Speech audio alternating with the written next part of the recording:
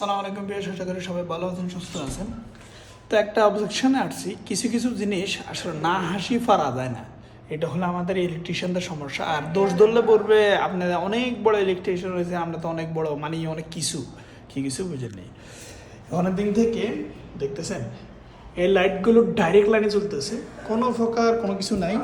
আমি সুইচ দিতে আছি কোনো প্রকার অন অফ কিছু নাই।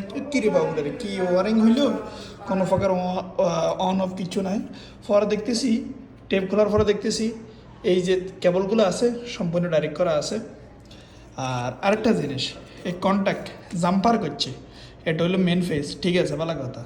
ফেজের লগে ওই কোনো কিছু তো কানেকশন করে নাই। জাম্পারটা দেখছেন L2 আর এটা হইলে L1।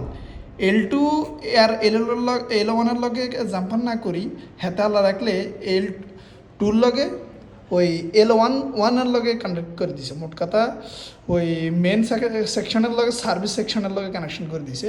তো এটা হলো জাম্পারের অবস্থা। আর লাইটের অবস্থা দেখছেন, সুইচ কানেকশন করছে ডাইরেক্ট।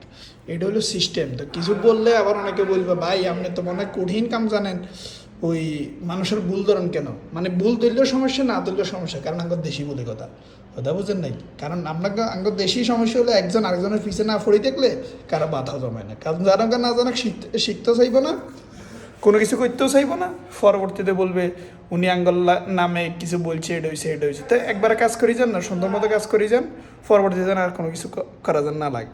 কথা বুঝছেন? তা আলহামদুলিল্লাহ সকল ভাইদের ক্ষেত্রে এটাই, নিজের ভুলটা স্বীকার করার চেষ্টা করবেন, তাহলে নিজে ইনশাল্লাহ সামনের দিকে অগ্রসর হতে পারবেন। না যদি ভুল স্বীকার না করেন, কোনোদিনও বড় হইতে পারবেন না, কিছু করতে পারবেন না। ওকে, সালাম আলাইকুম।